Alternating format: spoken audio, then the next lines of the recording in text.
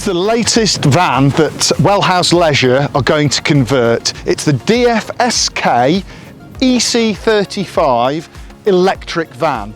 Yep, you heard right, an electric van. Now the headline figure with this is converted with an electric drivetrain. It's going to be around the £40,000 mark. So it's a really cheap and cheerful van. And to put it in context, if you're looking at a second-hand Wellhouse conversion on an Alphard, it's not too dissimilar in price. It's a few £1,000s more for this, but it's a very cheap entry point into an all-electric vehicle. So this could be the perfect solution if you live in an area with a low emission zone. So let's take a closer look at some of the features of this particular van.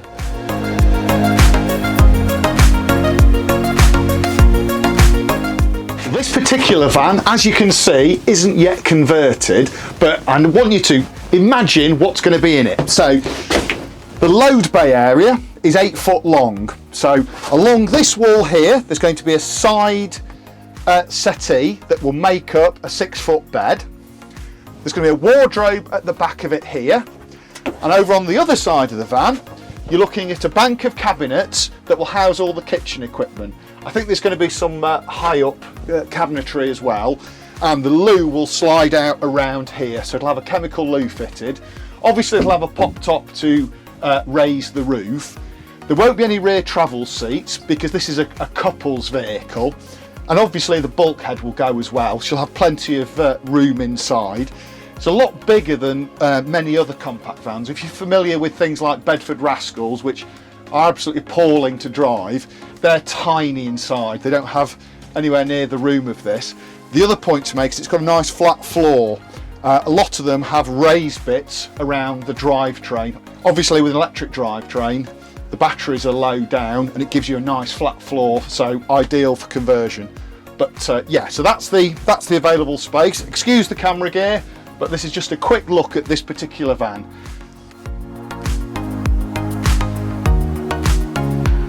So let's head inside the DFSK and have a closer look at what you get in the cab. So we're inside the DFSK van now, and just like with an ordinary van, you start it with a key, foot on the brake, turn it on.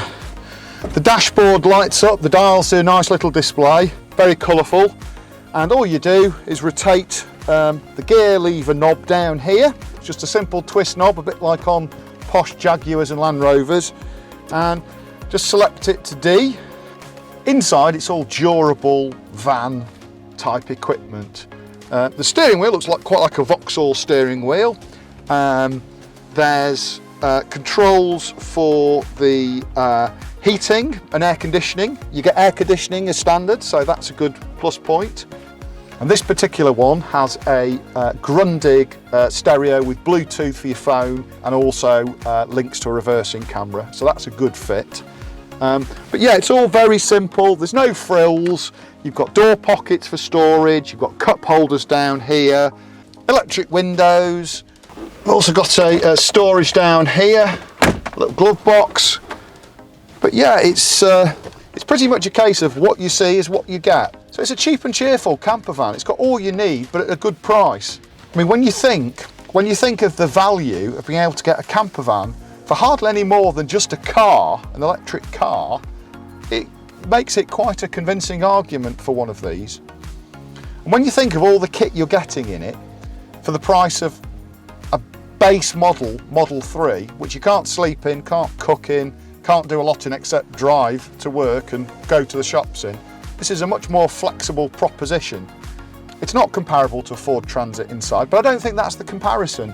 This isn't the price of a Ford Transit custom conversion. This is a fraction of the cost. It's electric, so you've got to compare it more with second-hand campers. And if you compare it with second-hand campers, well, you get a new vehicle with a warranty and a load of kit as standard, so it offers a lot for the money.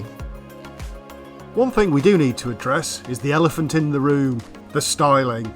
Yeah, there's no getting round it. It does look a little bit like the 5th generation of Transit. Is that a bad thing? Well, not in our opinion. We're big fans of the Transit.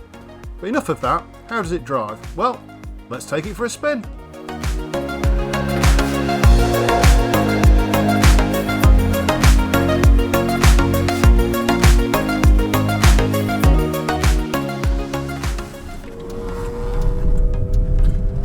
really good for is just nipping out of junctions. There's no worries about stalling it with the clutch or your automatic gearbox not changing quickly enough. It's straight out. So for ducking and diving in city centre traffic, it's ideal.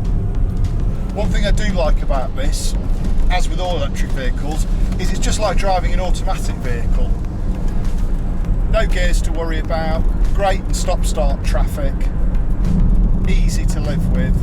It's a standard feature on all electric vehicles, but it's something that would be an expensive option on petrol diesel vehicles. So the fact they come as standard with an automatic gearbox, or effectively no gears because an electric motor is very torquey, it's good. So suspension wise, I'd say it's a bit bouncier than a Transit Custom, but not unpleasant. It's the seating's comfortable, quite soft, supportive. Seating position itself relative to the controls is good. The steering wheel's at a good height. I don't think you can adjust it, but it's fine for me. I'm quite tall, I can have the seat a bit further back if I wanted a bit more room. Mirrors, typical van mirrors, big, wide angle, you can see lots. Good visibility, you sit at a good height. I've driven small vehicles in the past, such as Bedford Rascals, things like that, and they are truly terrible to drive.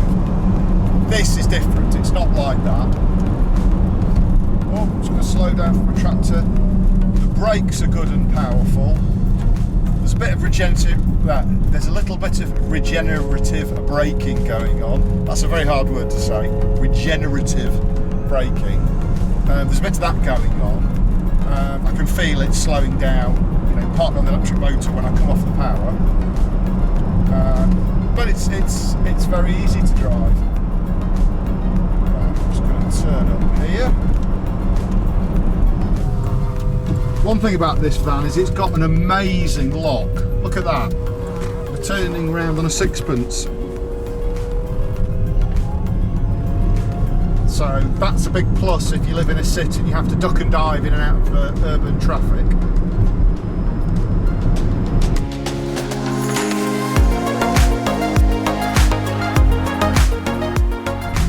Yeah, they are quite fun electric vans. It's the torque. Pretty instant response. Even though this one I think it's only about 80 horsepower, I'll put up the actual power figures on a graphic, but even though it's only about 80 horsepower, because you have that sort of instant torque, it feels perfectly lively. We're on with these sort of twisty Yorkshire roads at the moment, and I've got no complaints. So yeah. Oh, humpback bridge, let's test the suspension. Woo! Thank you. I think the range is about 150 miles or so. We'll put the graphic on with the exact range, but it's that sort of region. So it's quite a reasonable range. One of the things I like about it is it's quite a compact van. So when you're threading it down these small Yorkshire lanes, it's really easy to drive, and not having to worry about gears is a big advantage. In terms of size, at 4.5 metres long, it's about half a metre shorter than a Transit Custom, and it's a little bit narrower too, so it's ideally suited to British roads. We're going up and down hills at the moment, so I'm just going to spin round here. It's a really good test of its electric power unit, how much range it soaks up going up hills. We're just entering a de-restricted zone here, so I can go flat out up this hill. So I've got my foot to the floor. It's perfectly acceptable. It's accelerating up a hill, relatively steep hill, so it has all the power you need. I think it's rated at 80 horsepower. It doesn't feel like 80 horsepower. It feels more like, I'd say, about 130-ish. It's because of the way the electric motor delivers the torque. You've got instant torque, so it fools you into thinking it's got a lot more shove than it actually has. Just gone over a few bumps and things. It's relatively stiffly sprung, this particular one, but that's purely and simply because it's an empty vehicle. Vans are always sprung to cope with being driven around fully laden. So once this has the campervan conversion in it, the ride quality will become a lot softer. This car's letting me go. Thank you. Really good turning circle is one thing I've noticed. I think it's rear wheel drive, this one. And so the front wheels don't have to carry a drive shaft, so it allows them to get a bit more of an angle, like a London taxi front bump. So that's quite a nice feature, particularly if you're thinking of using it in an urban area, which is clearly where this vehicle would excel. So if you live in a low emission zone, you're worried about the environment or anything like that, electric's the way to go. Obviously it's best if you can have a charge point at your house. Charging on the driveway is a lot cheaper, but this has universal sockets, can be charged at public charge points too. So there's no issue with topping it up with electricity. So we're accelerating up to about, well, we're doing 40 now. One thing I have noticed, it's got a digital display in the middle of the dash as well as a speedo reading. So that's quite good. It's easy to see the dash. If you're in the market for an electric vehicle, you don't want to spend a fortune and you want something that's compact, you can park anywhere, use it as a daily driver, perhaps replace a couple of family cars, well, this could be an ideal solution. It is a really good size. It fits easily into a parking space. It's got a slightly raised driving position, so you can see the road ahead, you can see over the roofs of cars, so it gives you a confident position.